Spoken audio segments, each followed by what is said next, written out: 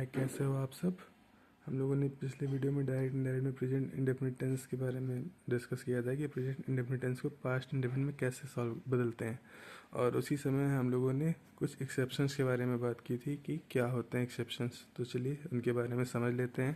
पहले तो एक्सेप्शन का मतलब समझते हैं आप, अपवाद। यानी कि हर कोई ऐसी चीज़ जो हर जगह तो एक ही रूल पे काम करती हो, लेकिन एक कंडीशन ऐसी भी आती हो जहाँ पर वो रूल काम ना करता हो। तो देखते हैं, इसको समझते हैं आज। तो यदि रिपोर्टेड स्पीच यानी कि नोटेड कॉमा के अंदर का जो हिस्सा होता है सदैव सत्य रहने वाली बात, यूनिवर्सल ट्रूथ, जैसे कि sun rises in the east यानी कि सूरज पूरब में उगता है, ये यूनिवर्सल ट्रूथ है, ये कभी बदलेगा नहीं, सूर्य हमेशा पूर्व में उगता है।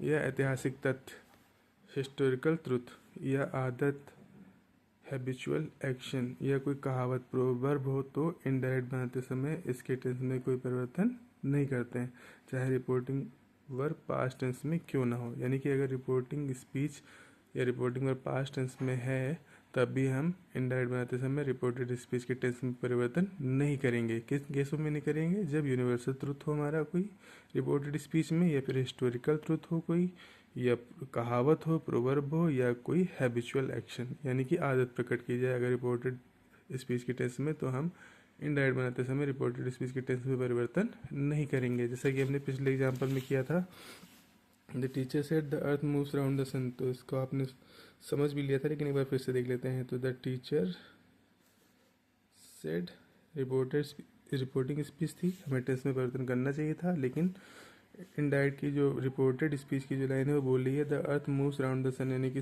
पृथ्वी जो है सूर्य की परिक्रमा करती है। ये यूनिवर्सल ट्रूथ है, तो इसके टेंस में कोई परिवर्तन नहीं किया जाएगा। तो हो जाएगा सेड दैट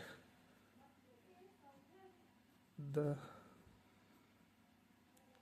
अर्थ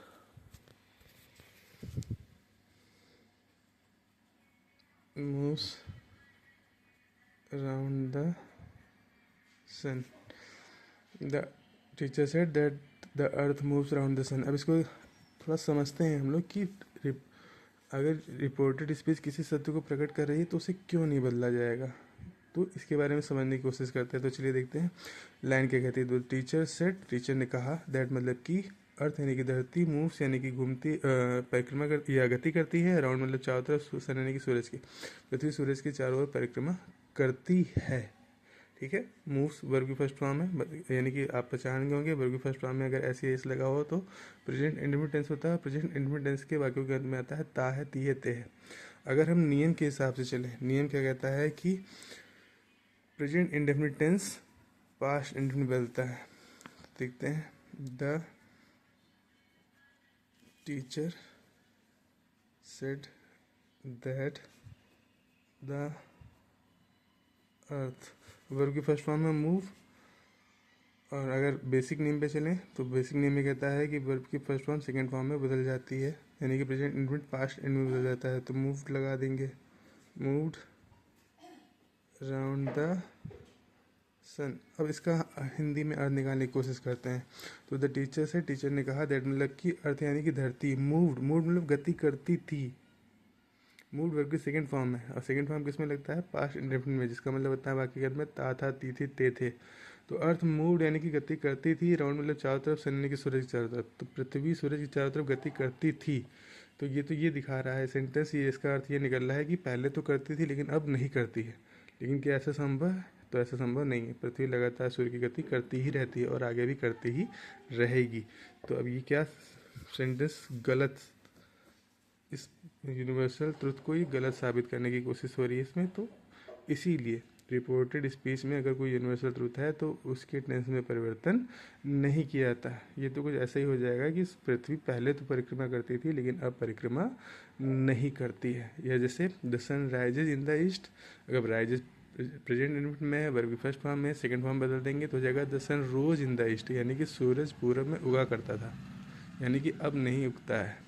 तो ऐसा तो है नहीं, इसीलिए कभी भी रिपोर्टेड स्पीच में अगर कोई यूनिवर्सल ट्रुथ बताया जा रहा है तो उसके टेंस में परिवर्तन नहीं किया जाएगा। जैसे अगला एग्जांपल देखते हैं, he said reported reporting speech said है, पास्ट टेंस में है, तो नियम तो कहता है कि रिपोर्टेड स्पीच के टेंस में परिवर्तन किया जाएगा।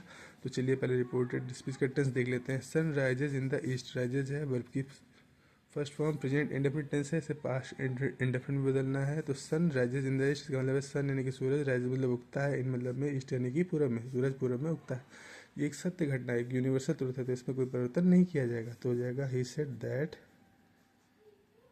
सॉरी द होना चाहिए, the sun rises in the east यानी कि सूरज पूरब में उगता है। हम राइजेज ही रखेंगे, अगर राइज के यहाँ पे रोज कर दिया, सेकंड फॉर्म में आ गया, तो हो जाएगा the sun rose in the east यानी कि सूरज पूरब में उगा था।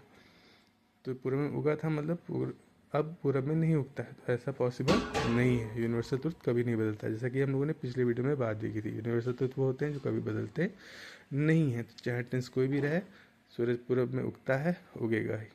तो he said that the sun rises in the east. अगला देखते हैं।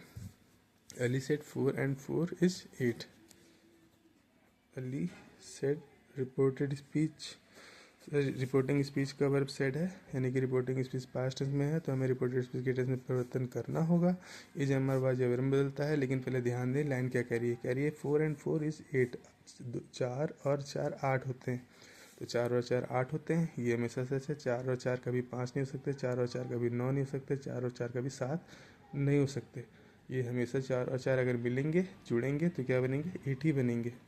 तो ये यूनिवर्सल ट्रूथ है, ये एक फैक्ट है एक्चुअली, तो ये कभी बदलता नहीं। तो Ali said that 4 and 4 is 8। मुझे उम्मीद है कि आपको ये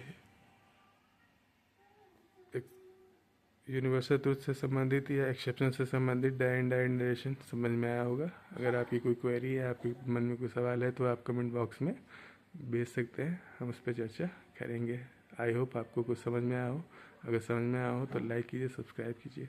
थैंक्स फॉर वॉचिंग।